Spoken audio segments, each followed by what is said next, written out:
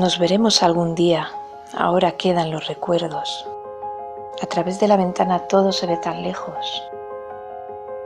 Los amigos, la familia, los caminos, los paseos, lo importante que la vida nos regala y nunca vemos. Y resuenan en mi mente el rumor de un río inmenso y el bailar de los árboles que la brisa va sacudiendo. El viento sobre mi rostro, limpiando todos mis miedos, justo unos días antes de este angustioso encierro. Yo también tengo mis días de tristeza y desconsuelo, pero pienso que las lágrimas no me dejan ver el cielo.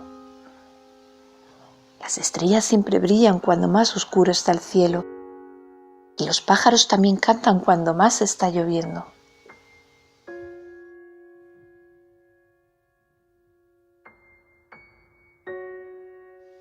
Nos volveremos a ver un día, estoy segura de eso, aunque tengamos que ver que brillan más estrellas en el cielo.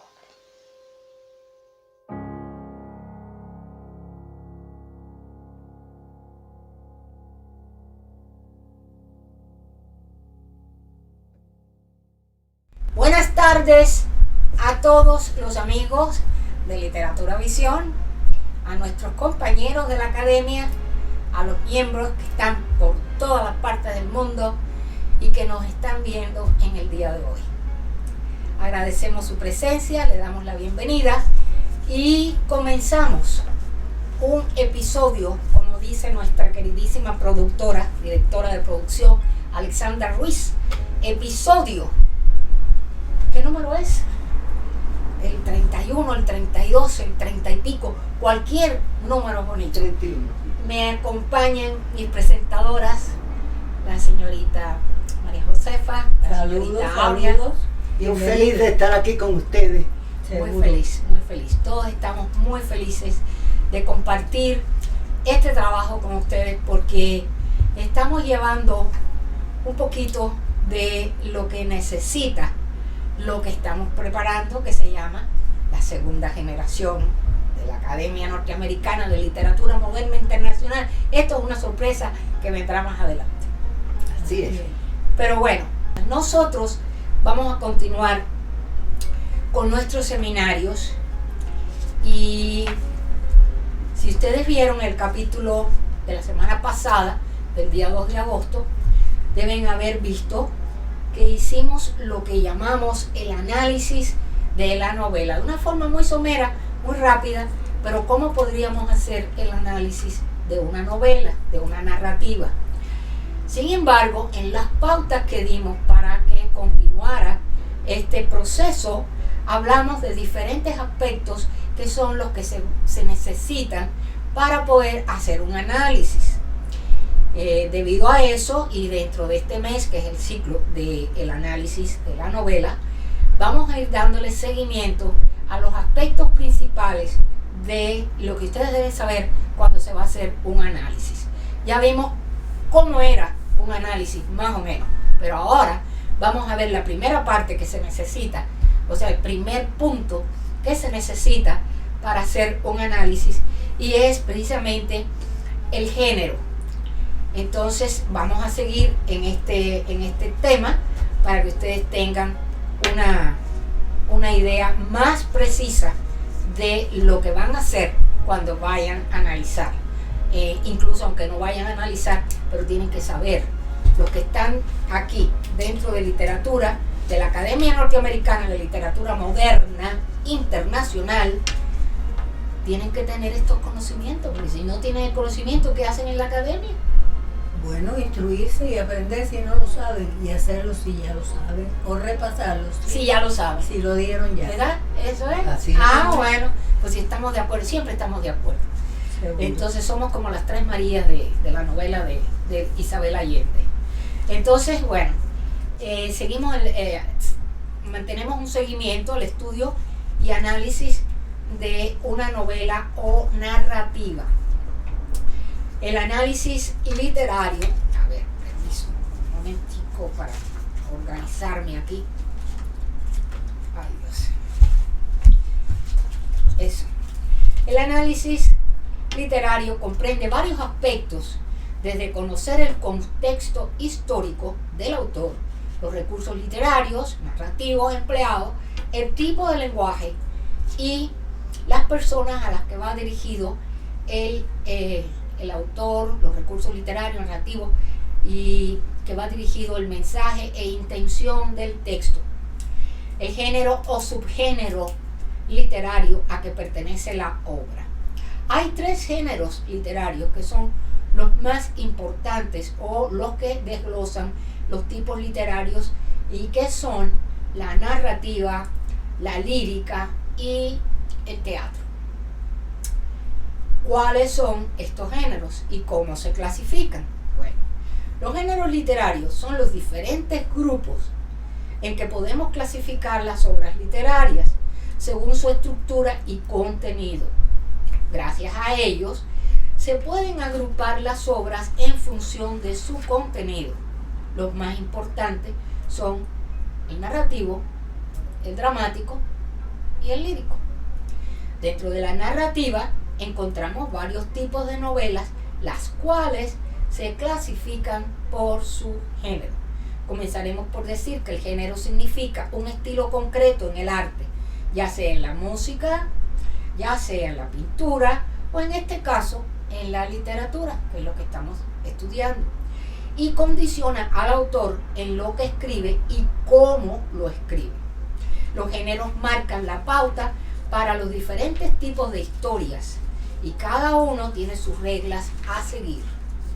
Por ejemplo, la extensión, el tipo de personaje, los escenarios, los temas, el punto de vista y la trama, el tono y la atmósfera creada por el autor también deben ajustarse a su género.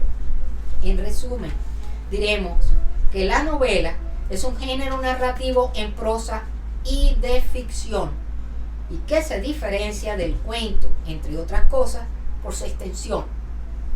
Los siguientes rasgos son fundamentales para que una obra literaria sea considerada una novela. Debe ser escrita en prosa, por supuesto. El narrador puede poseer diferentes grados de conocimiento, distancia narrativa, puntos de vista, primera o tercera persona, o bien puede expresarse a través de cartas, novela epistolar. La clave está en que no está escrita en verso. Como está escrita en verso, ya ahí no es novela, es otra cosa. Entonces tenemos que distinguir una cosa de la otra. El contenido debe ser ficción, o también pues, puede existir novelas de semificción, como también la novela histórica, inspirada en personajes y hechos reales. Pero un trabajo de no ficción no se considera novela. En resumen, no toda la ficción son novelas, pero sí, todas las novelas pueden ser ficción. Ahora daremos un breve recorrido por los diferentes géneros. Primero, veamos aquellas novelas basadas en hechos reales. Estas narran eventos que realmente sucedieron. En algunos casos, los autores se toman licencias y modifican ciertos hechos, aunque sus protagonistas, escenarios y época en que se desarrollan sus tramas existieron realmente.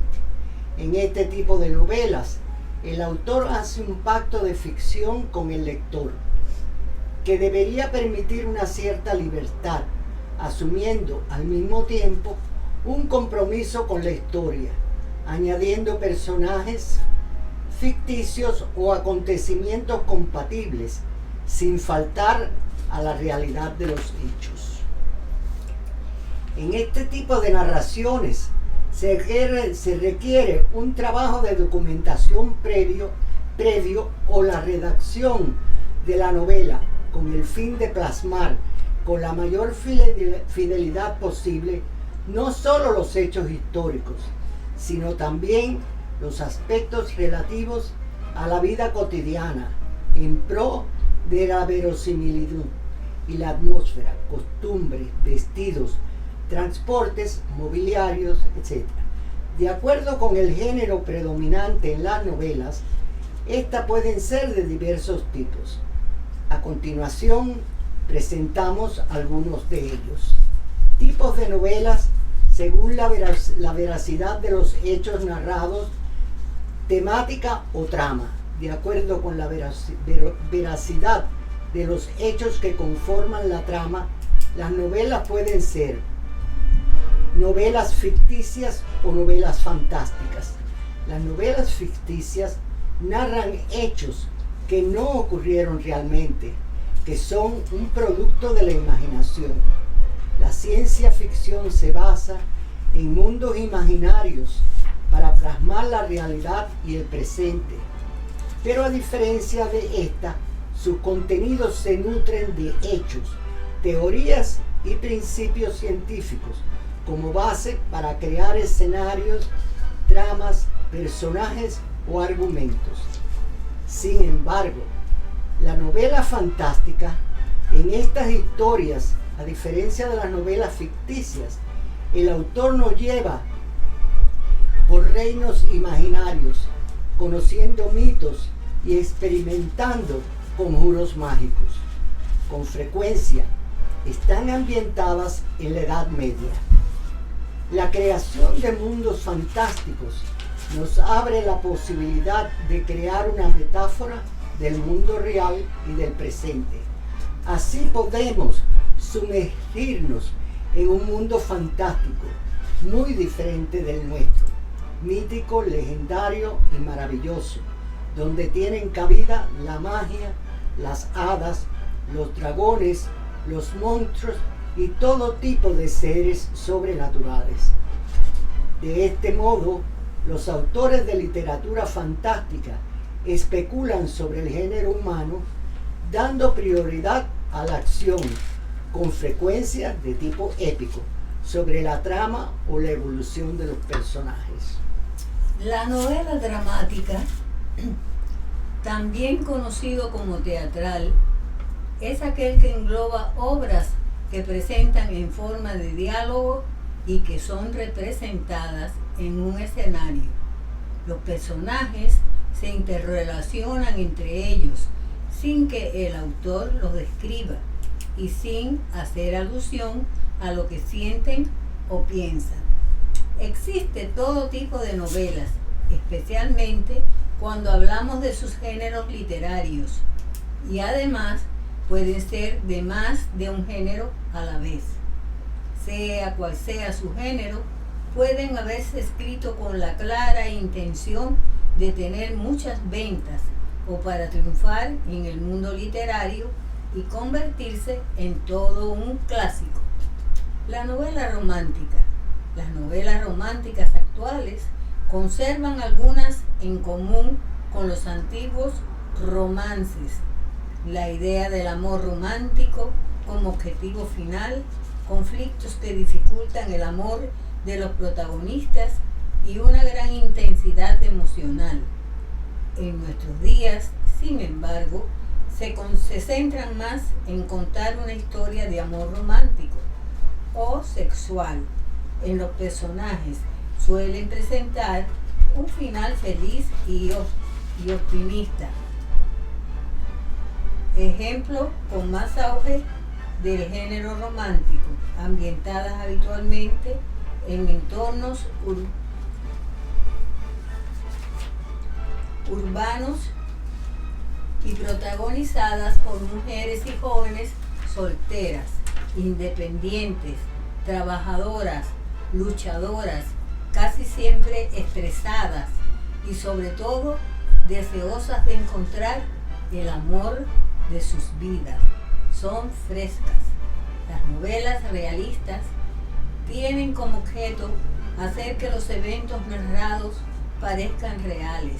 Presentan personajes fuertes que se desenvuelvan en un entorno con problemas sociales reales y llevan a cabo acciones cotidianas.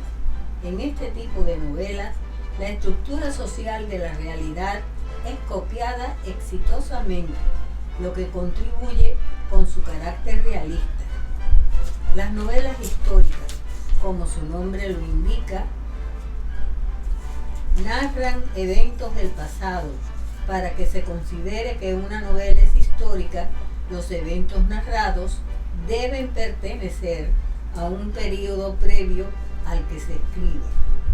Una novela escrita, por ejemplo, en el año 1800, ambientada en el año 1799, no es histórica, porque pertenece a la misma época en la que fue escrita. Las novelas históricas pueden ser tanto ficticias como basadas en hechos reales. En el primer caso, el autor sencillamente toma el escenario histórico e incluye personajes propios. En el segundo caso, el autor intenta recrear los eventos históricos, transformando a personas de la vida real en personajes de su novela. Una de esas novelas que se mencionan aquí, y a mí son las preferidas, son mis preferidas porque hay muchos autores como Silvia Navarro. Ella escribió una novela que yo la tengo acá, por acá, en cualquier momento se las muestro, que se llama La Biblia de Barro. Ah, sí, preciosa. La Biblia de Barro, porque ella primero se abastece de todos los conceptos históricos que significa la Biblia de Barro, efectivamente lo que hay científicamente escrito, hablado en todos los conceptos habidos y por haber, y sobre ese panorama, sobre ese escenario, ella pone sus personajes y hace su novela. Y aprendemos, entonces, sin necesidad de ir nosotros a buscar en las bibliotecas qué cosa es la Biblia de Barro, cómo se construyó y qué cosa, cómo los científicos la han encontrado, qué hicieron, etc. Sí. Ese es muy interesante, ese sistema. Bueno, entonces la novela autobiográfica. Las novelas autobiográficas son aquellas que revelan información sobre la vida del autor. El escritor o la escritora incluye elementos de su vida y los mezcla con la trama de la novela.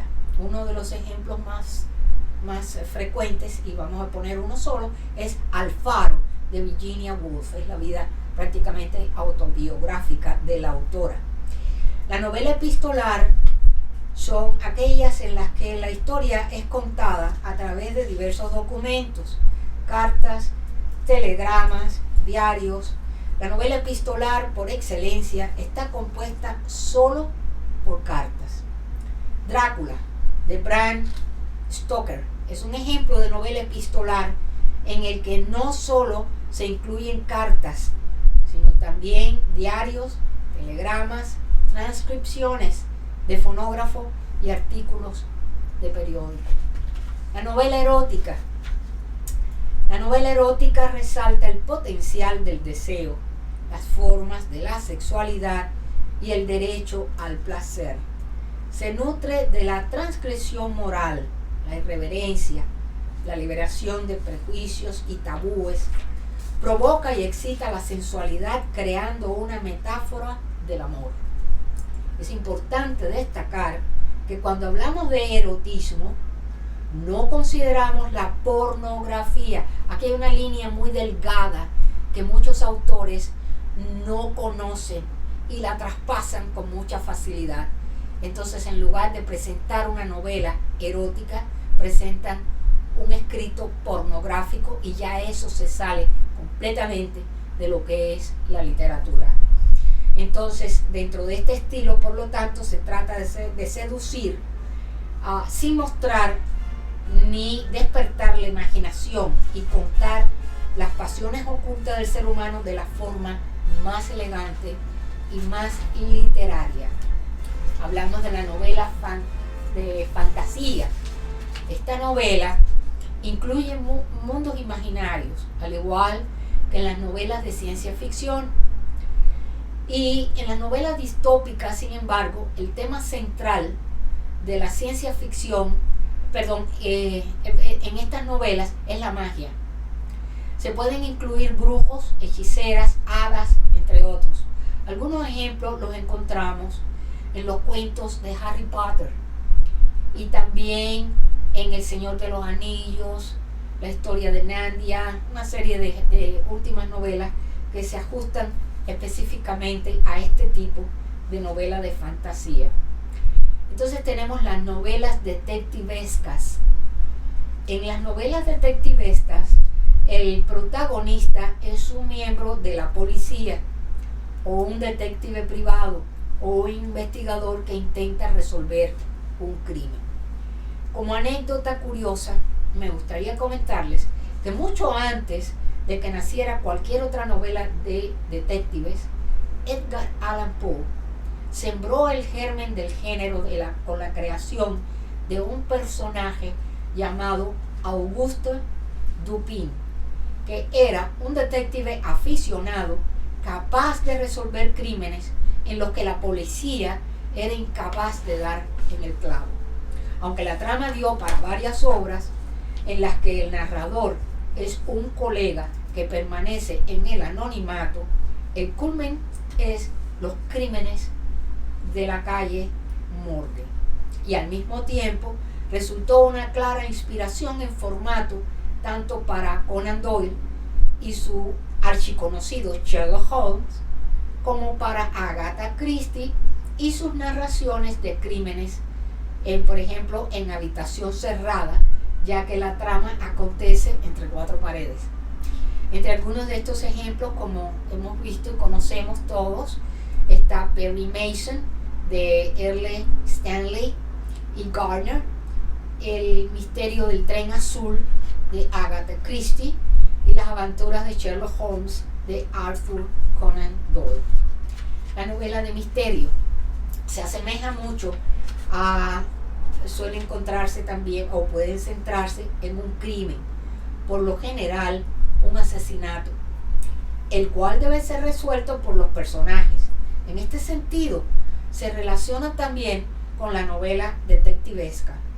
Cabe destacar que todas las novelas detectivescas son novelas de misterio, o sea que se entrelazan, aunque cada una tiene su género aparte. Pero no todas las novelas de misterio son de detectives. Las novelas de terror. Las novelas de terror narran eventos que buscan generar miedo en el lector. Es un subgénero dentro de la novela, que a su vez un subgénero de la épica o narrativa.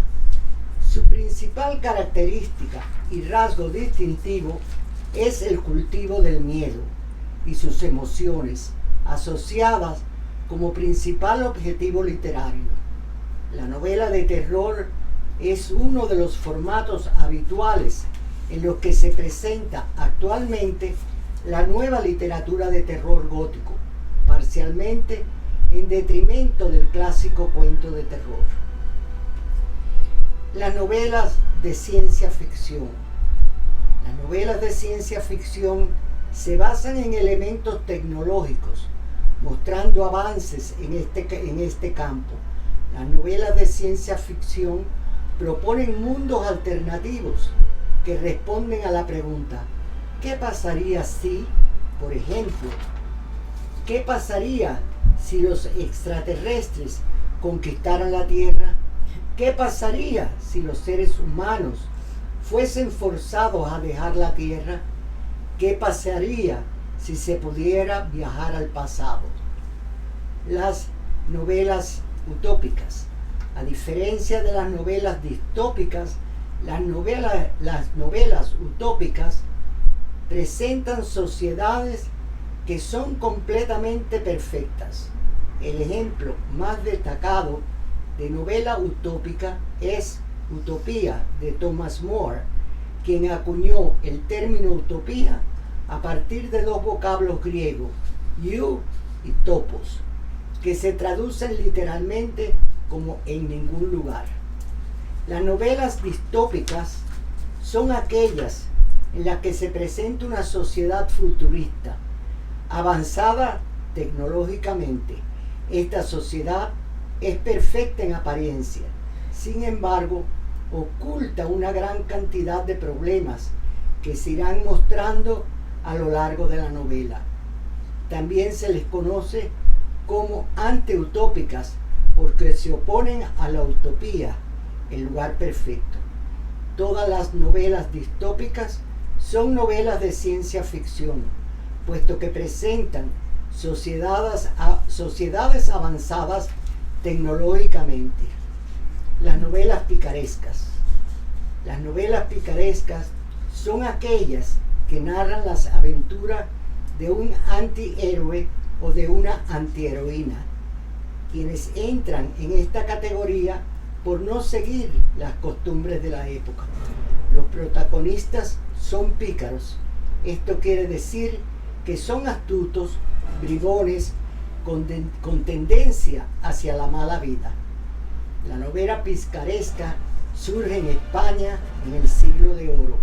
Se considera que la primera novela de este género es El Lazarillo de Tormes, en el año 1564.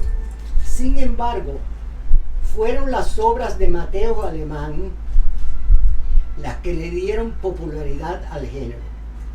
Podemos verlo en los ejemplos: La vida del Buscón, de Francisco de Quevedo; El ingenioso hidalgo, de Don Quijote de la Mancha, de Miguel de Cervantes.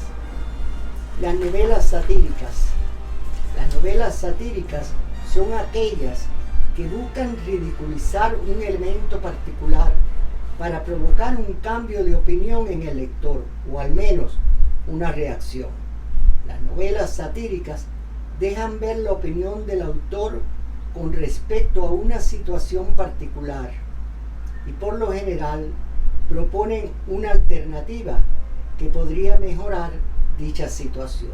Ejemplos: Rebelión en la Granja, de George Orwell; Los viajes de Gulliver, de Jonathan Swift; Las aventuras de Huckleberry Finn, de Mark Twain. Las novelas de vaqueros.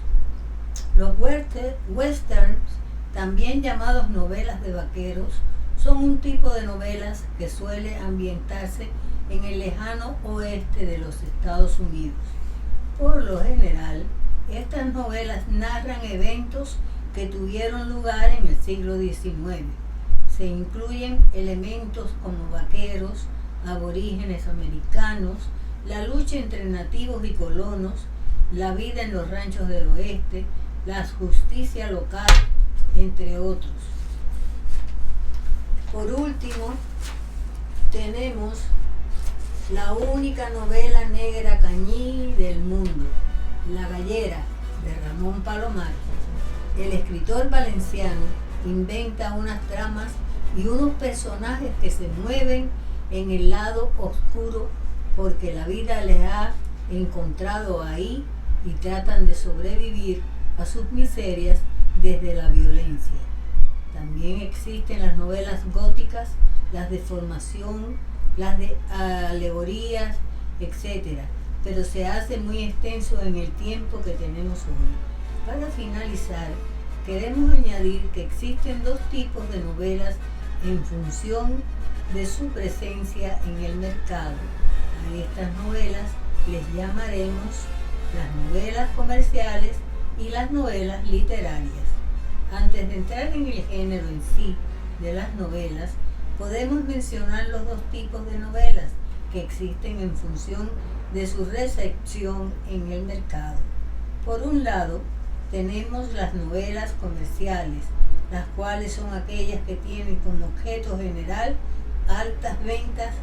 Se trata de un fenómeno asociado a la sociedad de consumo y que no se restringe a ningún género de novelas concretas. Por otro lado, tenemos las novelas literarias, las cuales se acercan más a la creación de arte que no el ser creadas para ganar ventas. No están destinadas a lograr una gran cantidad de lectores, ni en lograr grandes éxitos desde el punto de vista del marketing, sino como máximo a ser aceptadas por los cánones de la literatura y convertirse en una obra de arte desde los criterios del propio autor. Ambos tipos de novelas no son totalmente excluyentes, puesto que una gran novela en términos literarios puede acabar siendo muy vendida, y también puede pasar que una novela que se ideó con el único propósito de tener mucha venta, puede ser también muy bien recibida por la crítica literaria. Las novelas comerciales son aquellas que tienen como objetivo generar altas ventas, o lo que también son aquellas que están destinadas a producir dinero. Las novelas comerciales suelen ser los best-sellers, título que se les otorga a las novelas más vendidas. Por otro lado, las novelas literarias son aquellas que se acercan más a la creación de arte. No están destinadas a generar ventas, sino a ser aceptadas por los cánones de la literatura, como ya lo mencionamos. Es necesario destacar que algunas novelas pueden pertenecer a ambos grupos. No son obras literarias tan importantes que generan grandes ventas. A finales del siglo XIX, la novela comenzó a transformarse. El influjo del simbolismo había afectado al naturalismo y realismo que vivían sus últimos años. La novela, como una sucesión de hechos externos cronológicos, había llegado a su fin. A partir de entonces, los autores comenzaron a preocuparse más por la forma, una forma que llegó a ser poética. Los autores se preocupan más por la estructura y por el lenguaje. Nuevos métodos como la interiorización de la trama ayudarán a romper con la linealidad de la novela realista. Técnicas como el flujo de conciencia o el monólogo interior son incluidos en estas novelas, que se preocupan más por el yo que por el desarrollo de la trama. La novela de finales del siglo XIX coincidió con la aparición del cine, que durante unos años fue un cine experimental, no el cine que conocemos hoy. De todas formas, para llegar hasta el cine que conocemos, nosotros, los directores y guionistas, se dejaron influenciar por la novela. De hecho, muchos de los guionistas y directores eran escritores también. La influencia de la novela contemporánea llevó al cine a alcanzar un lenguaje propio. El lenguaje cinematográfico se consiguió hacia 1910, 15 años después de la invención del cinematógrafo. Antes de eso y de la influencia de la novela, el cine consistía simplemente de pequeños documentales en los que se veían como una avioneta despegada o cómo una familia tomaba el té. Ahora, con la influencia de la literatura, las películas empezarían a tener mayor duración y comienzan a contar historias, sobre todo historias populares que el público ya conocía y comprendía la trama. Así pues, la literatura prestó el argumento al cine y también las nuevas técnicas, como la de la simultaneidad, contar diferentes acciones. De la misma forma, el cine también influyó en la literatura, sobre todo en los movimientos vanguardistas del siglo XIX. El futurismo quedó sorprendido por el movimiento y el expresionismo o el imaginismo se maravillaron con los primeros planos y colajes. Así pues, cine y literatura fueron de la mano a final del siglo XIX y principios del XX. Para finalizar, veremos cuáles son las características de la novela contemporánea frente a la tradicional. La novela contemporánea del siglo XX presenta muchos cambios con respecto a la novela tradicional realista del siglo XIX. Para empezar, en la novela tradicional, el narrador controla todos los aspectos y elementos de la acción. Por ejemplo, en Doña Perfecta, en cambio, en la novela contemporánea, el narrador es dubitativo, que no conoce lo que va a pasar. Muchas veces es un narrador en primera persona. Los puntos de vista también son diferentes. Mientras en la novela tradicional el narrador es omnisciente e impersonal, en la novela del siglo XX los puntos de vista pueden ser varios.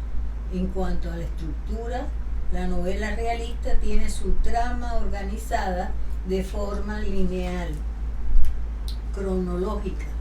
Los hechos transcurren unos detrás de los otros. Hay casualidad.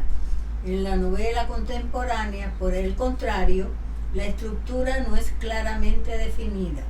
A veces se presentan simultáneamente varios sucesos. La estructura, presentación, nudo, desenlace, ya no sirve. Se rompe la continuidad a través de la interiorización de la trama. Lo mismo pasa con el tiempo.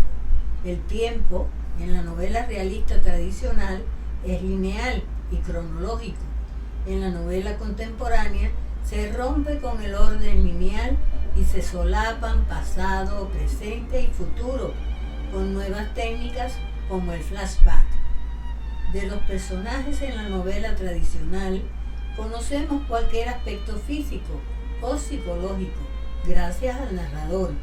En la novela contemporánea el personaje es un antigiro, un ser corriente que evoluciona conforme avanza la trama. La novela se centra más en el personaje que en los hechos.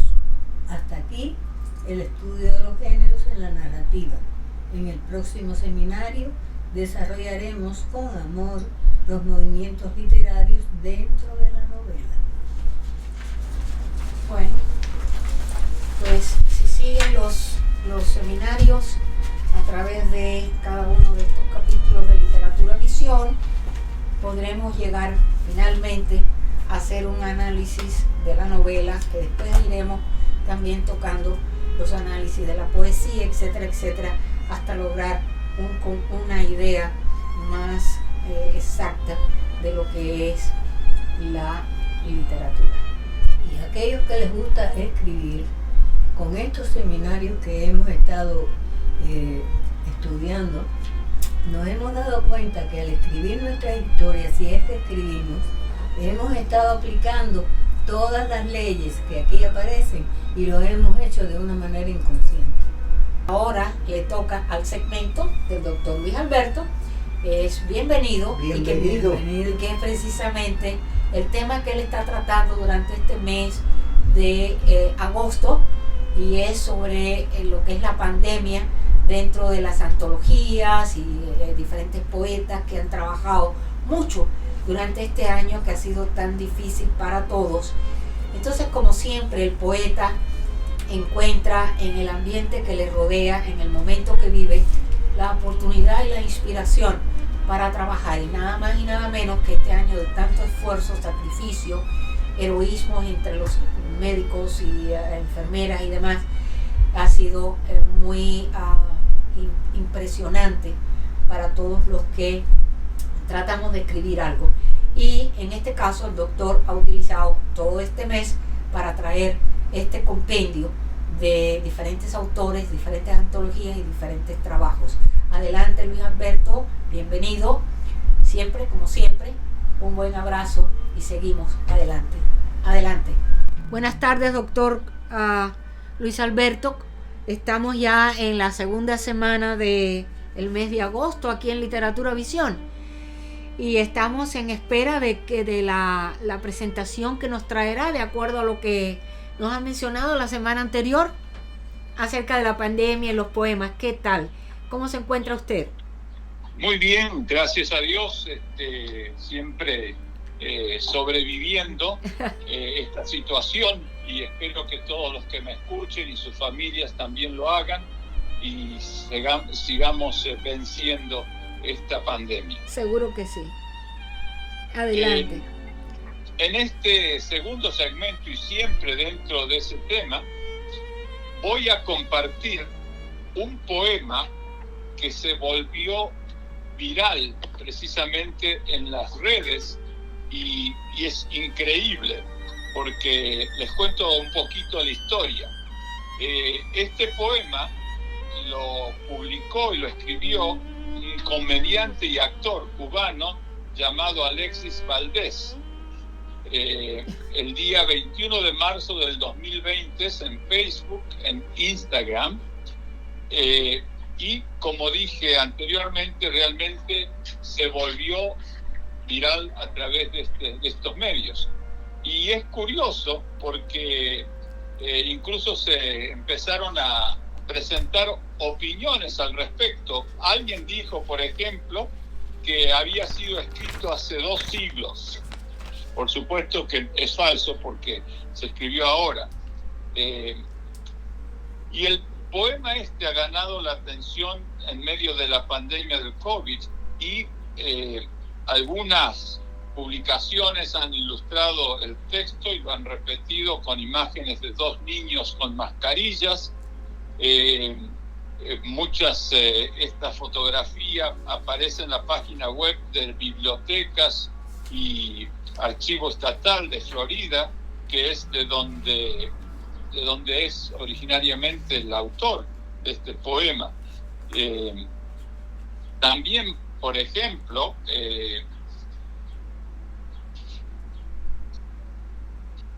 es interesante porque este poema, que fue declamado incluso por distintas figuras públicas de Hispanoamérica, y eso está todo incluido en vídeos, en Google, en todo fue incluido en el reciente libro del Papa Francisco titulado Soñemos Juntos.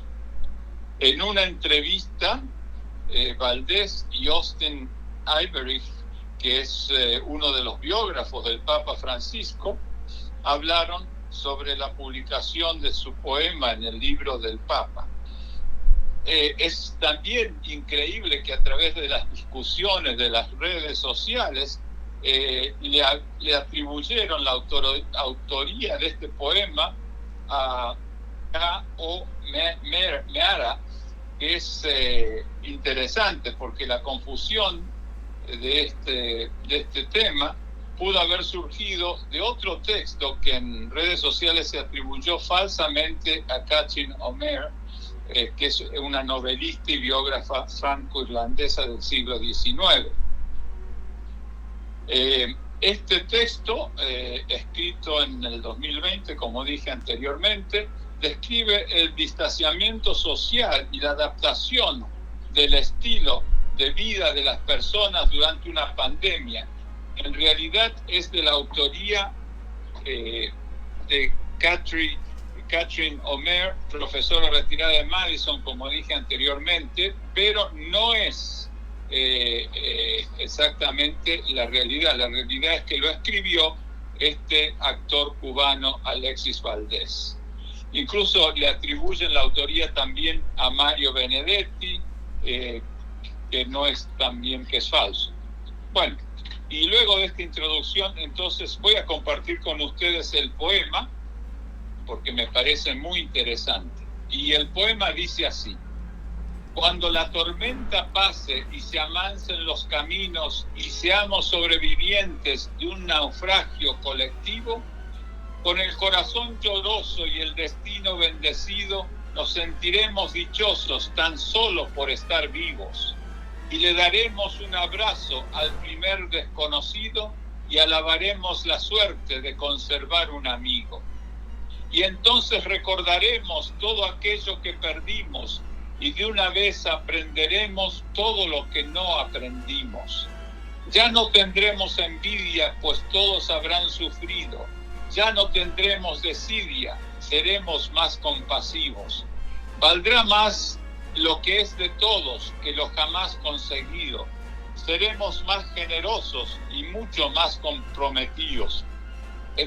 Entenderemos lo frágil que significa estar vivos. Sudaremos empatía por quien está y quien se ha ido. Extrañaremos al viejo que pedía un peso en el mercado, que no supimos su nombre y siempre estuvo a tu lado. Quizás el viejo pobre era tu Dios disfrazado. Nunca preguntaste el nombre porque estabas apurado. y todo será un milagro y todo será un legado y se respetará la vida que hemos ganado. Cuando la tormenta pase, te pido, Dios apenado, que nos devuelvas mejores como nos habías soñado. Qué lindo. Ese es el poema, muy interesante, y es el poema que realmente se ha compartido a través de las redes por todo el mundo. Hablando de muchas antologías, por ejemplo, aquí Margaret Atwood va a editar la primera gran antología sobre la pandemia aquí en Estados Unidos, con historias de John Grisham, Dave Eggers y otros famosos escritores. Y es increíble que lo haga, incluso lo va a traducir al español, porque es una amante de la obviamente de la versión en español de sus obras. Esto es simplemente para ponernos conscientes de cómo la poesía realmente se ha hermanado, se ha hecho solidaria con esta experiencia pandémica que estamos experimentando. Hay muchos otros poetas que han utilizado precisamente las redes para hacer esto. Hay uno que me llama mucho la atención, que es interesante, Angulo, que voy a leer unos poemas cortos de él porque son graciosos. Por ejemplo, este se titula Querido covidiota. Si quieres salir a trotar, no te compliques la vida. A ese noble policía que a otros debe cuidar, esta es más fácil vía. Organiza esa carrerita, siempre pensando en mamita. Toma esa ruta bonita, así vayas cual carcocha. Escúchame bien, compadre, que es la trocha de tu madre. Wow. Bueno, este es un ejemplo simplemente de un poeta que ha escrito y ha publicado en las redes diferentes poemas muy graciosos y también oportunos. Bueno, pues esa es mi entrega de hoy, y como digo, seguiré tocando este tema, la presencia del virus, de la pandemia en la literatura y en la poesía, y después compartiré lo que piensan algunos de los que han escuchado, han visto, han seguido toda esta explosión creativa con respecto a la pandemia, que hablando de la poesía como realmente algo que contribuye mucho a superarla. Muchísimas gracias entonces, y hasta la próxima semana. Muchísimas gracias a usted, doctor. Esperamos que tengamos nuevamente su presencia la semana entrante y seguimos con el tema. Gracias. Perfecto, muchas gracias. Hasta la próxima semana. Seguro que sí. Bueno, ahora vamos con nuestra querida amiga María Luisa, doña María Luisa. Doña María Luisa. Doña María Luisa Aragón, que ella nos trae, ella es embajadora cultural y nos trae, como siempre, un gran trabajo. Adelante, María Luisa, bienvenida nuevamente a Literatura Visión.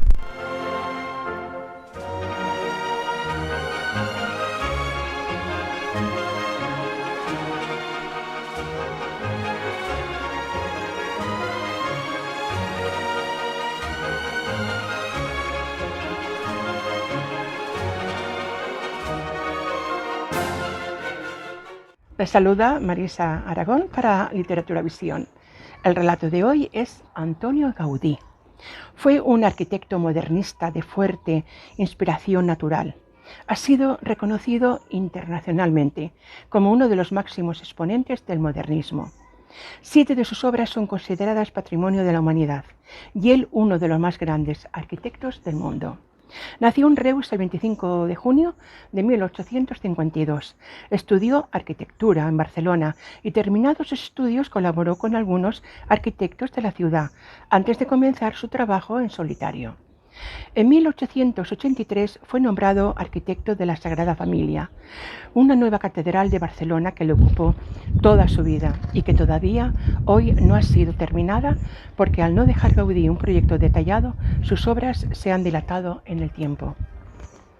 Gaudí compaginó su trabajo en la Sagrada Familia con otros encargos en Barcelona y también fuera de la ciudad, el capricho en comillas. En Barcelona su huella es inmensa, el Parque Güell, construido a instancias de su mentor, o la Casa Batlló, la única obra 100% modernista de Gaudí y uno de los máximos exponentes del movimiento a nivel mundial, obra inspirada en el mar Mediterráneo, realizada en la plenitud del artista y con total libertad creativa. La Casa Calvet de estilo barroco y la más conservadora de las obras de Gaudí. Fue un arquitecto modernista de fuerte inspiración natural. 7 de sus obras son consideradas Patrimonio de la Humanidad. Cuando se graduó, el rector de la facultad dudaba si había dado el título a un loco o a un genio, y si bien a su muerte Gaudí era ya un arquitecto reconocido mundialmente. Gaudí falleció el 10 de junio de 1926, a los 73 años de edad. Fue víctima de un accidente, atropellado por un tranvía, mientras como cada tarde caminaba hacia la iglesia de San Felipe Neri. Después del golpe perdió la conciencia y como iba vestido con ropa ya vieja y sin documentación, no fue socorrido inmediatamente y yació sin sentido en la calle tomado por un mendigo. Nadie sospechó que aquella persona era el célebre arquitecto. Fue trasladado al Hospital de la Santa Cruz y reconocido como Gaudí, ya no se pudo hacer nada por él. El entierro tuvo lugar 2 días después en la Sagrada Familia, después de un gran funeral. Los barceloneses salieron a la calle para dar el último adiós a Gaudí, el arquitecto más universal que la ciudad había visto. Sus restos fueron enterrados en su Sagrada Familia. Y me despido con una bonita frase de Gaudí. Para hacer las cosas bien es necesario, primero, el amor y segundo, la técnica. Deseo que hayan disfrutado de este relato. Muchísimas gracias. Y bueno, hoy nos acompaña, habíamos detenido una serie de diferentes espacios que teníamos en la Literatura Visión por los ajustes que se están haciendo para este nuevo año que comienza en Literatura Visión a partir del mes de septiembre, que tendremos infinidad de sorpresas, muchísimas cosas que van a ser del agrado de todos nosotros. Pero mientras tanto, tenemos también, habíamos detenido lo que eran los perfiles literarios, que lo traemos hoy nuevamente con la señora Olga Muñoz, que ella presenta en el día de hoy al doctor Ramiro Serna. Trae un trabajo muy interesante, así es que le damos la bienvenida a los perfiles literarios. Adelante. Bienvenido, sí.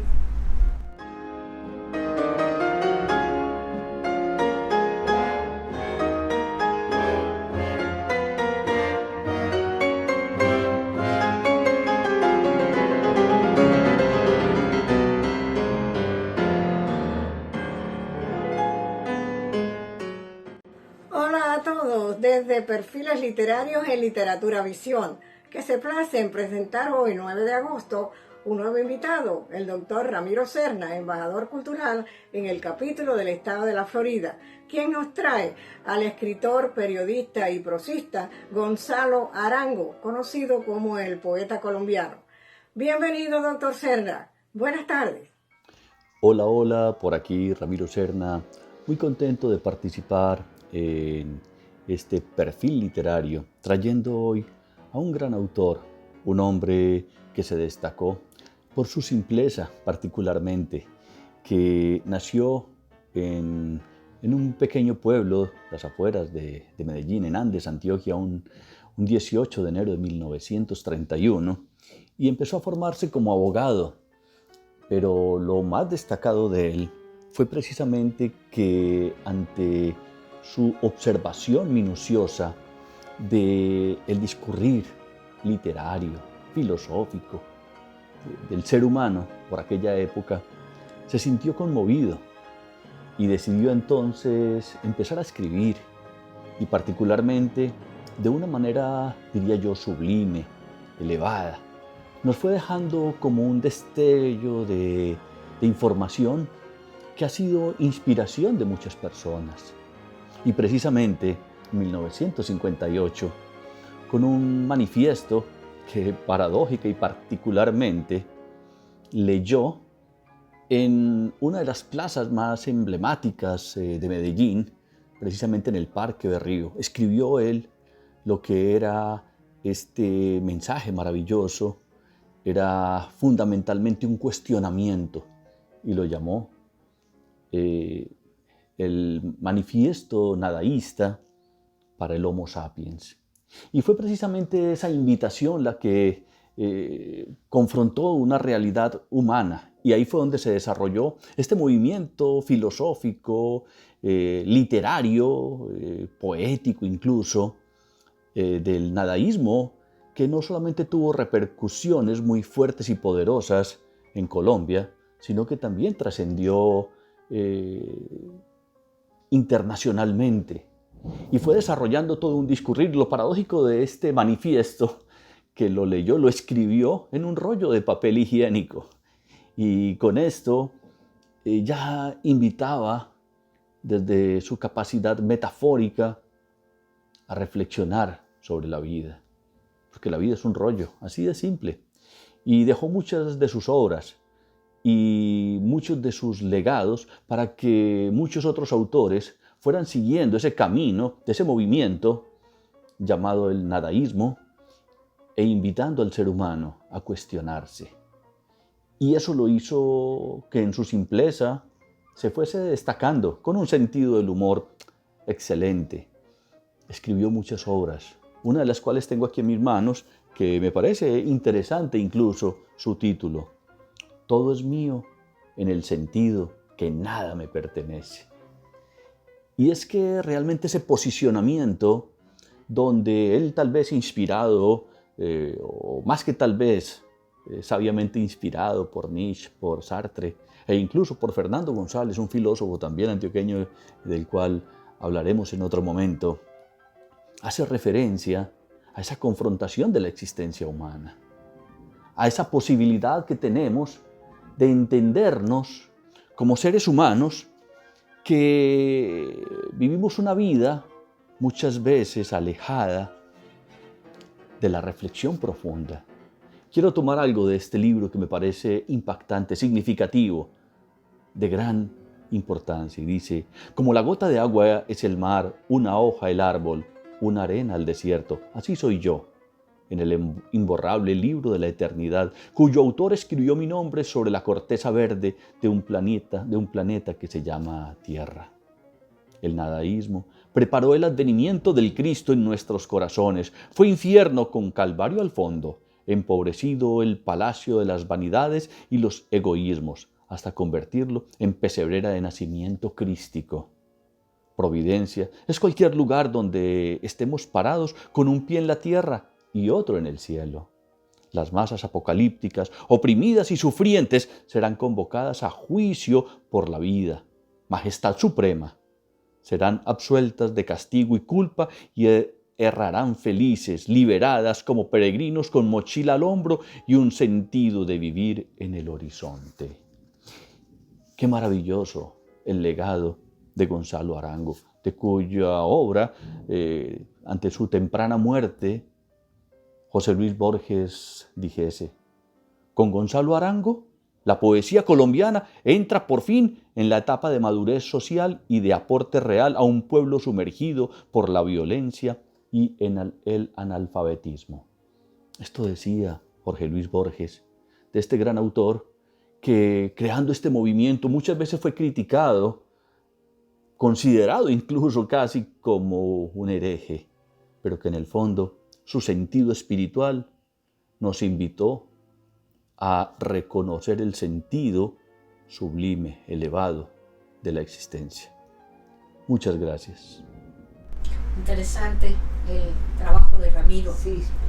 Siempre. Y él nos trae una sorpresa muy, muy linda.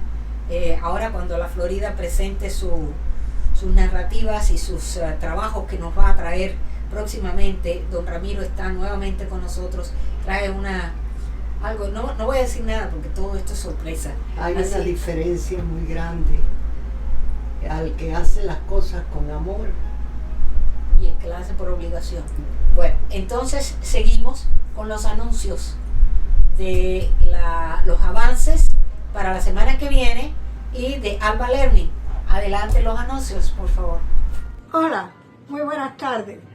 Con ustedes los avances para el lunes 16 de agosto, presentando el episodio número 33 de Literatura Visión en 2021. Presentando, como siempre, al doctor Luis Alberto Ambrosio, miembro de honor de la organización y asesor cultural, continuando con la poesía y la pandemia. A doña María Luisa Aragón, embajadora cultural en el capítulo del Reino de España, y su espacio 5 minutos con la historia. En estelares de Literatura Visión se presentarán el doctor Carlos García, director de Relaciones Públicas en la directiva de la NMI en el capítulo central, y el doctor Jaime Cossack, canciller en el capítulo del Reino de España. Sintonice a través de las redes sociales y YouTube, sea parte de la audiencia, auspiciado por la Academia Norteamericana de Literatura Moderna Internacional, una entidad no lucrativa, bajo la dirección de la doctora Rosalía de la Soledad, fundadora, y de Alexandra Ruiz en la producción y el diseño. Para Literatura Visión, desde la NLMI en Estados Unidos. Buenas tardes. Buenos días a todos, estimados amigos de Literatura Visión. Quiero aprovechar la oportunidad que me brindan para invitarles a visitar nuestra biblioteca, en la que encontrarán libros y audiolibros de las más variadas temáticas y autores de todas las épocas y nacionalidades. Les ofrecemos poesía, ensayo, cuentos, novelas, todo lo que pensamos puede gustar a nuestros lectores y atraerlos para hacerles amar la lectura. Ese es nuestro único objetivo, el promover el amor por los libros y el respeto por los autores, muchos de los cuales casi han pasado al olvido, y son precisamente esos los que nosotros queremos rescatar para que los miles de lectores que nos visitan a diario puedan disfrutar de la belleza de sus obras. Cervantes, con su Don Quijote de la Mancha y las novelas ejemplares, Jorge Isaacs, con su novela María, Gustavo Adolfo Bécquer, con las rimas y leyendas, Santa Teresa de Jesús y cientos de autores más, le esperan en nuestra página. Muchas gracias. Saludos y mis respetos desde España. Bueno, y ya vamos llegando al final del programa. Traemos los estelares y esta vez desde la Argentina, precisamente desde la provincia de Tucumán. Y desde allí viene nuestra queridísima Alejandra Bursac, que le mandamos recuerdos a Gala, que estuvo aquí en el programa, y le deseamos muchos éxitos a Alejandra en todo lo que hace. Alejandra es embajadora cultural de la Argentina, de la Academia Norteamericana de Literatura Moderna Internacional, allí en el país de Argentina. La saludamos, la felicitamos, le enviamos un abrazo muy cordial, y después de Alejandra traemos el poema La culpa es de uno, también de Mario Benedetti, con la voz de Ricardo Bonte. A mí me encanta toda la traducción de Benedetti. Entonces, con esto terminamos el programa del día de hoy y les deseamos a todos les haya gustado todo lo que hemos presentado. A mí me gustó. Bueno, pero queremos que les guste a ellos, para quienes para trabajamos. Eso lo hacemos, para ellos, guste. exactamente. Por eso yo quiero ponerme como es, acorde con el programa, para poderles enviar una imagen bonita, llena de amor y que irradie alegría al corazón de todos ellos. Eso es lo que dice ella. Yo les digo hasta la próxima y siempre, como siempre, Vamos por más. Muy buenas tardes. Es un placer para mí poder participar de este programa de Literatura Visión de la Academia Norteamericana de Literatura Moderna Internacional, organización a la que pertenezco hace muchos años con mucha alegría y grandes satisfacciones. Voy a traer un tema simpático, como son los duendes. Vamos a hablar de los duendes en la literatura del Noa.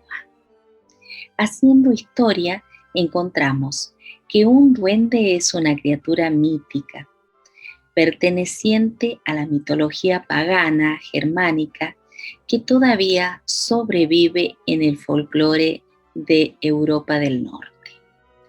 En la mitología de los nórdicos, estas criaturas eran originalmente consideradas como una raza de dioses de la naturaleza y de la fertilidad. En toda Sudamérica está presente con distintos matices.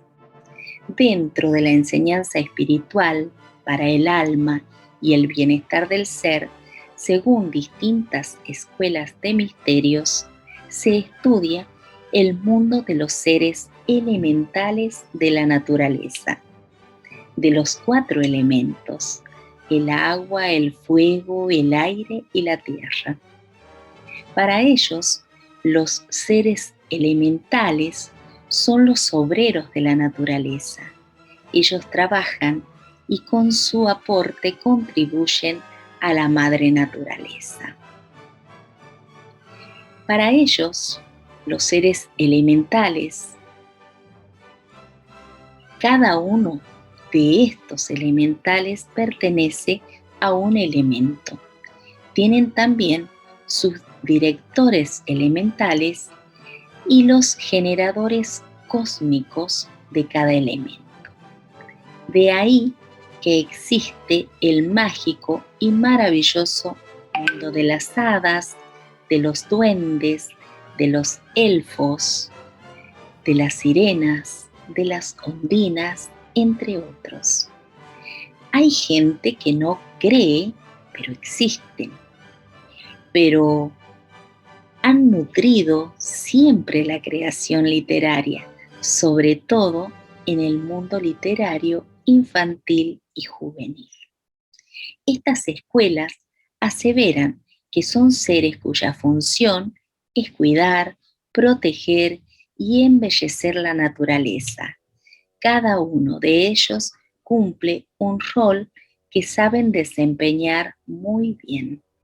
Además, poseen cualidades mágicas que les sirven para ayudar a otros y colaborar con los magos y las sacerdotisas en los momentos que ellos lo necesiten. Estos seres son custodios de los 4 elementos vitales de la naturaleza. No hay una sola persona que no haya escuchado hablar sobre los duendes, de estas pequeñas criaturas con las que nos asustamos, amedrentaban cuando éramos pequeños, nos amenazaban o nos cohibían las madres, tías y abuelas. Te va a llevar el duende, decía. A la siesta sale el duende, alegaban. En el noroeste argentino trascendió también y se incorporó a la literatura regional. En este trabajo voy a compartir 2 versiones, donde este ser mítico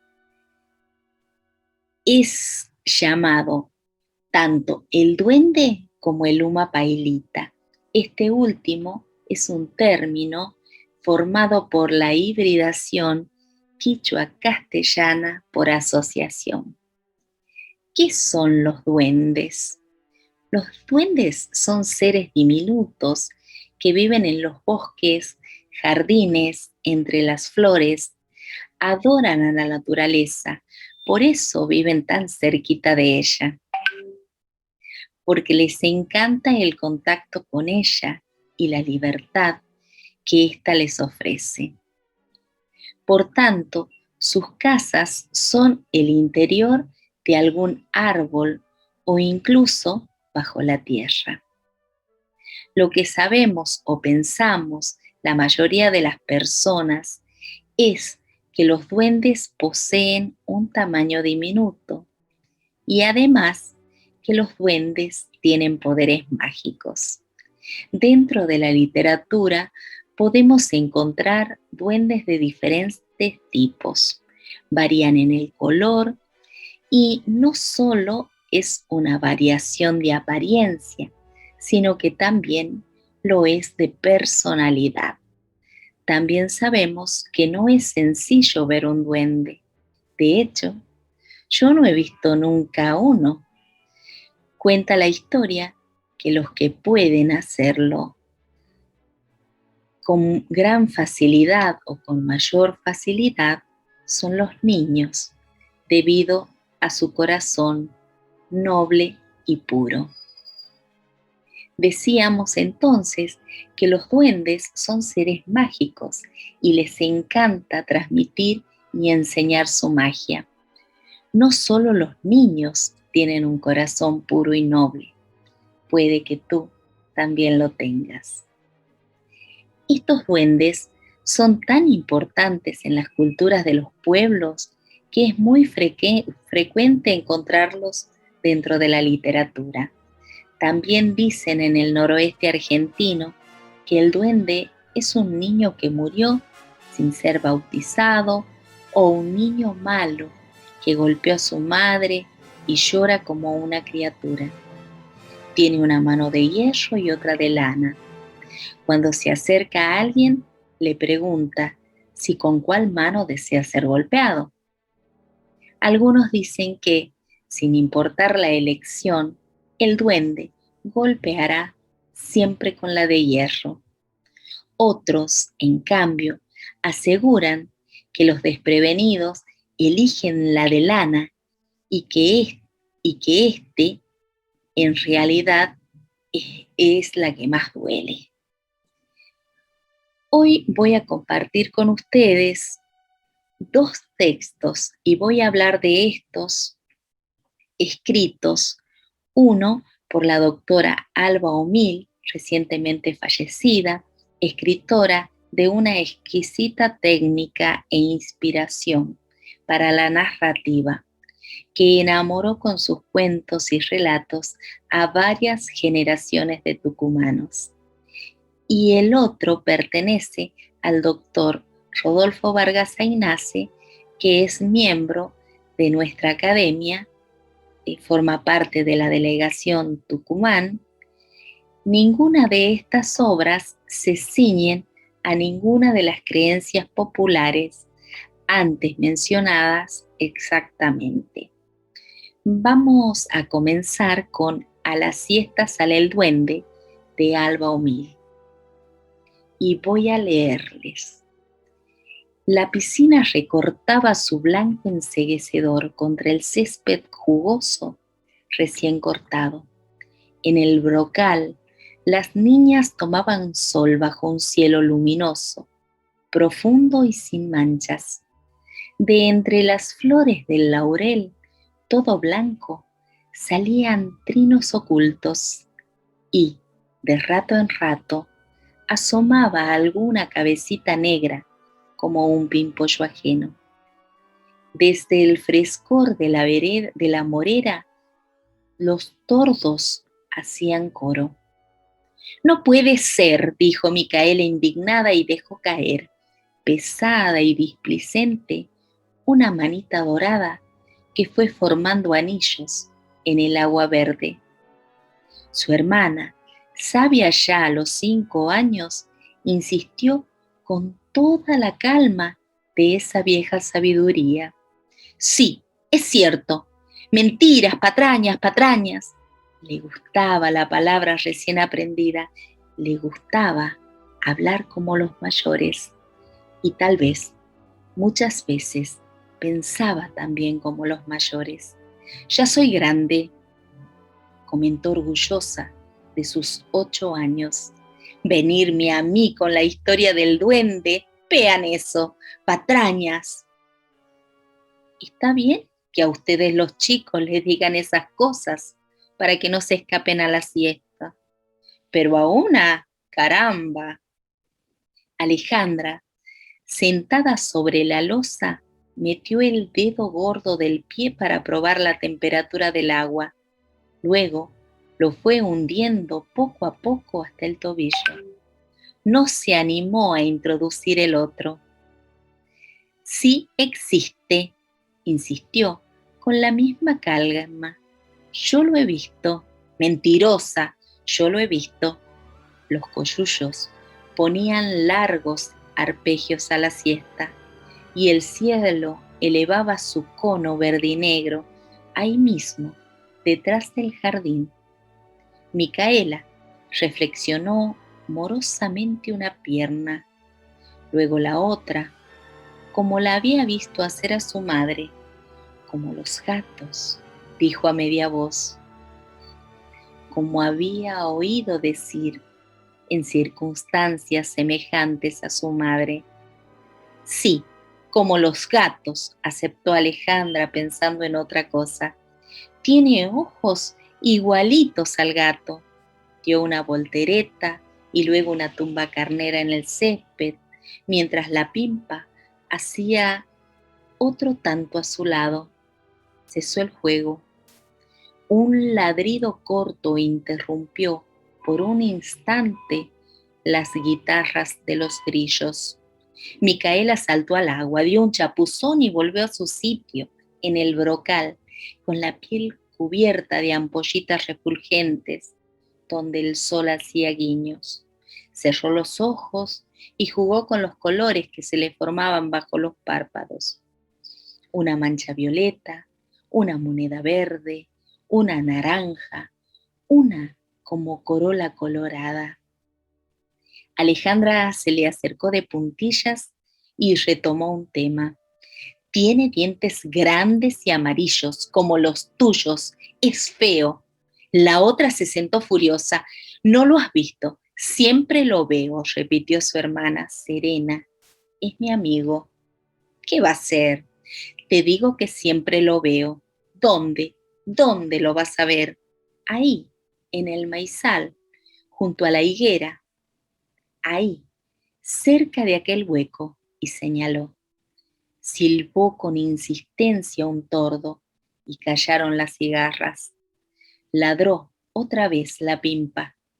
Micaela volvió la cabeza y vio ahí, a pocos metros, un inmenso sombrero verde, una sonrisa de dientes amarillos, enormes, desparejo, un par de esmeraldas insistentes que la miraban con atención, unas patas como de pavo y unas manos viejas, reviejas, viejísimas, que le hacían seña para que se acercara y le mostraban unos higos gigantescos, hermosos, como de oro, como de miel. Dio un grito. Alejandra la tomó de la mano. Con la otra hizo un saludo y corrieron hacia la cocina, seguidas por la perra. Alejandra, sabia y vieja, abrió la puerta y dio un vaso de agua a su hermana, tal como lo hubiese hecho su madre. Una chispa extraña brillaba en sus ojos verdes, parecidos a los del duende. Fin del cuento. Bueno, un narrador omnisciente da vida a este cuento. Alba O'Meal, en su libro Por el tobogán del arco iris, escribe este cuento y lo titula A la siesta sale el duende. El texto tiene como protagonistas a dos hermanas, a Micaela, que es la hermana mayor, y a Alejandra, la hermana menor, que en la siesta estaban asoleándose en la piscina de su casa, mientras Alejandra, la hermana menor, que ya había visto al duende en el jardín, le contaba a su hermana mayor de él. El texto logra la atención necesaria y un halo de misterio. a través de los elementos que va incorporando con metáforas muy bien logradas. ¿Cómo es el duende para Alba Omil? El duende de Alba Omil tiene dientes grandes, es feo, viste un sombrero enorme, verde, y una sonrisa de dientes amarillos, enormes, desparejo. Y sus ojos son como un par de esmeraldas insistentes que miran con atención. Tiene unas patas como de pavo y unas manos viejas, viejísimas, que además le hacían señas a las niñas para que se acercaran y le mostraba unos higos gigantescos, hermosos, a los cuales la autora describe como de oro, como de miel. ¿Dónde estaba ese duende? Ahí, próximo a ellas, en el maizal, junto a la higuera, cerca de un hueco.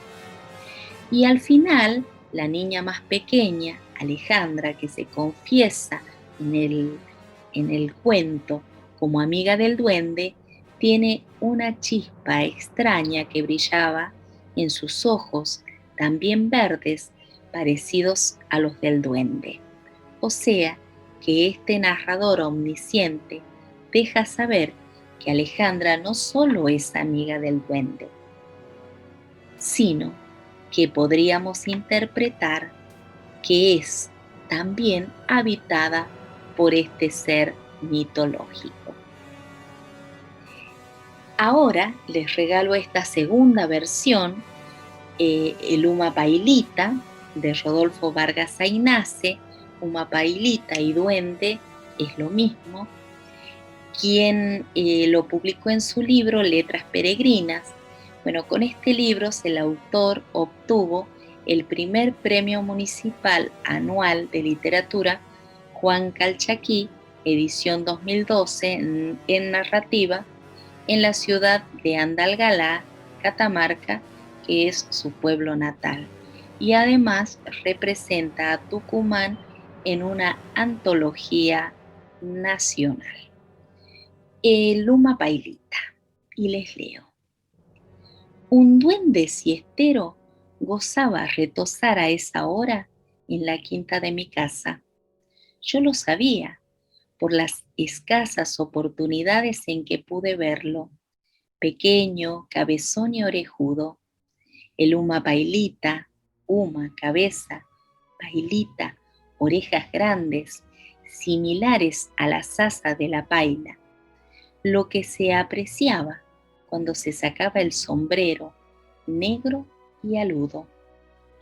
Pocas veces pude acercarme a él, porque mi madre cruzaba la cama en la puerta de la pieza para impedirme salir del dormitorio mientras ella dormía la siesta. La última vez que lo vi, fatigado y sudoroso por la cacería de palomas a las que perseguía sin tregua para alimentarse, extenuado y sin poder dar un paso más, se echó a comer y descansar bajo un tupido algarrobo. Al ver que lo observaba, me saludó a la distancia. Cuando pretendí amigarme con él, mi progenitora me introdujo a la pieza hasta que pasen esas horas pletóricas de los calores de enero. Esa tarde, mi madre me contó que el duende tenía varios cientos de años, que mi abuela le había dicho que su propia abuela ya lo conoció, que a ella no la dejaron acercarse y estaba segura que era un alma en pena, que por algún motivo seguía arraigada en los alrededores. Una siesta, en ausencia de mi mamá, lo vi asomarse entre los cañaverales de la quinta y no pude resistir la tentación de acercarme a él, temiendo que se fugara tan solo dando un paso de más. Pero por suerte, el Humapailita quería estar conmigo. Hola, amiguito, le dije. Me saludó en silencio sacándose el sombrero. Es más viejo de lo que parecía a la distancia, pensé. Señaló la parte final de las cañas, donde hay canutos envueltos en un suave plumero de hojas pequeñas. Caminó en esa dirección. Lo seguí de cerca. Jugamos casi una hora, usándolos como cerbatana, expulsando piedras chiquitas. El triunfo era en cada tiro del que lograba la mayor distancia. Luego arrojamos proyectiles sobre las ramitas que sostenían las naranjas y las mandarinas, volteando varias, las que comimos con deleite. En esta buena amistad, un poco afectuosa, un poco cómplice, sin acercarnos mucho y siempre en silencio.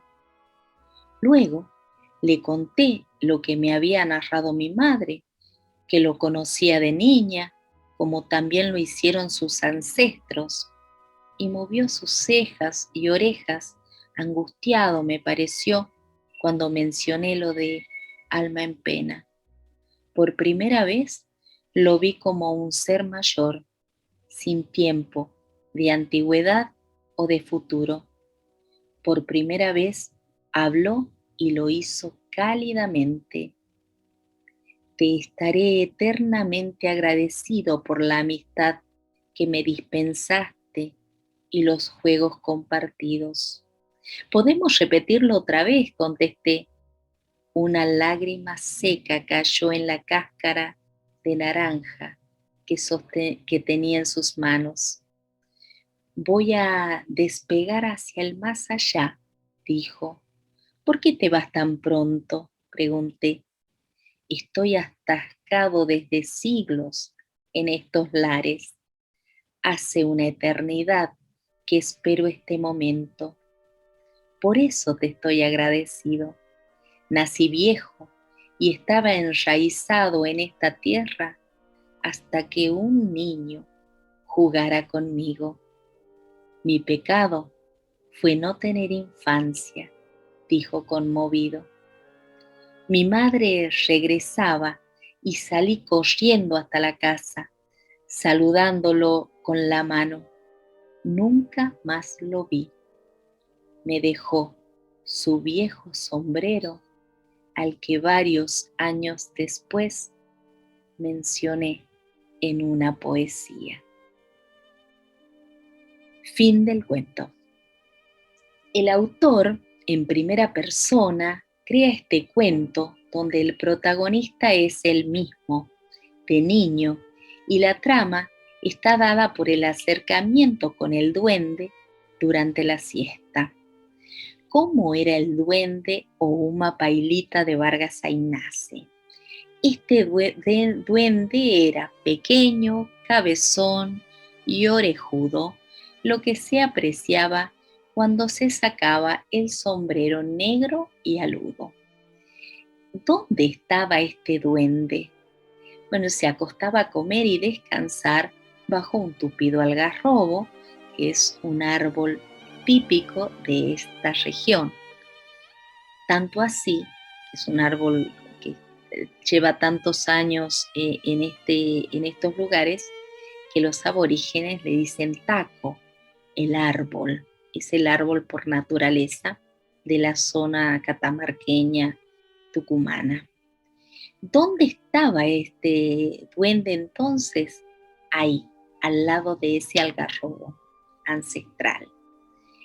Todo el cuento se desarrolla siguiendo el hilo argumental muy bien definido. En este caso, el duende para el autor es un niño que nació viejo, que no tuvo infancia y que estaba condenado a vivir en la tierra hasta que otro niño jugara con él.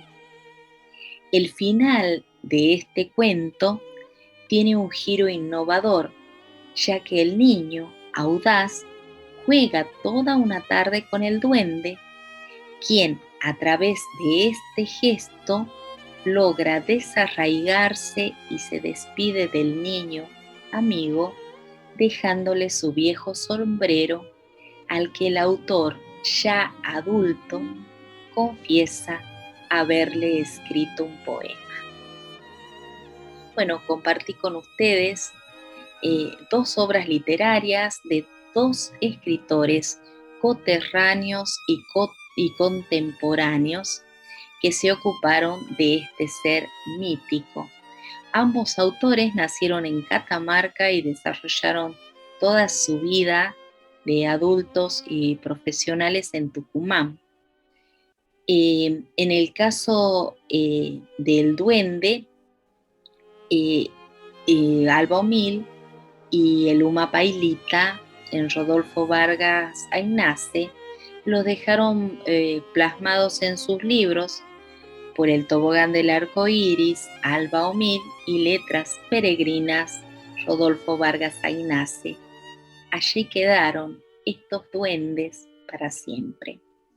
Podemos apreciar que aunque ambos textos proponen algo que a primera vista podríamos decir que es lo mismo, al leer los textos vemos que son 2 cosas totalmente diferentes. No son iguales ni en apariencia, ni están en lugares semejantes, ni tienen la misma conducta. Sin embargo, hay 2 elementos que en ambos cuentos está presente. El sombrero enorme, verde en el duende de Alba Omil, negro en el Humapailita de Rodolfo Vargas Aynace, pero en ambos casos enorme. Y una característica de ambos personajes, que es la necesidad o la búsqueda de este duende por estar o jugar con niños. Estos son los 2 elementos tomados por el imaginario colectivo de la región, de la idea que todos tienen del duende.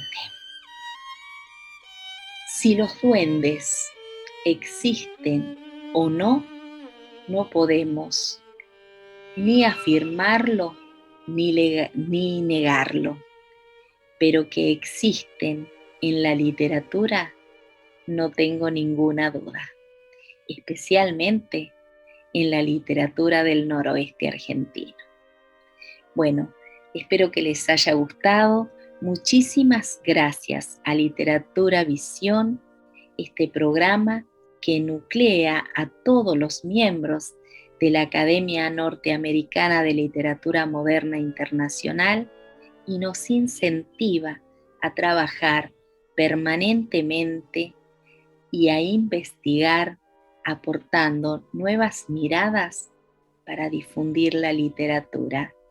Gracias, Rosalía de la Soledad, por la oportunidad de compartir este trabajo y espero pronto podamos reencontrarnos con otras versiones de cuentos o relatos de este ser mitológico llamado duende.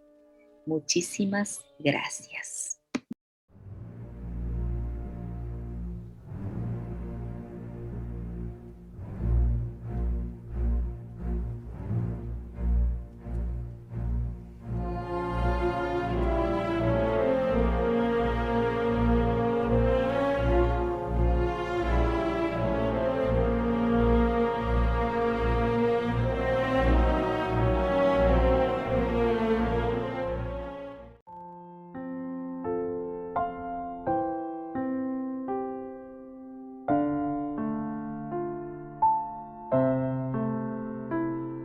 Quizá fue una hecatombe de esperanzas, un derrumbe de algún modo previsto. Pero mi tristeza solo tuvo un sentido. Todas mis intuiciones se asomaron para verme sufrir, y por cierto me vieron. Hasta aquí había hecho y rehecho mis proyectos contigo. Hasta aquí había apostado a inventar la verdad. Pero vos encontraste la manera una manera tierna y a la vez implacable de desahuciar mi amor. Con un solo pronóstico lo quitaste de los suburbios de tu vida posible, lo envolviste en nostalgias, lo cargaste por cuadras y cuadras, y despacito, sin que el aire nocturno lo advirtiera, ahí nomás lo dejaste a solas con su suerte, que no es mucha. Creo que tenés razón. La culpa es de uno cuando no enamora y no de los pretextos ni del tiempo. Hace mucho, muchísimo, que yo no me enfrentaba como anoche al espejo, y fue implacable como vos, mas no fue tierno. Ahora estoy solo, francamente solo. Siempre cuesta un poquito empezar a sentirse desgraciado. Antes de regresar a mis lóbregos cuarteles de invierno, con los ojos bien secos, por si acaso, miro cómo te vas adentrando en la niebla y empiezo a recordarte.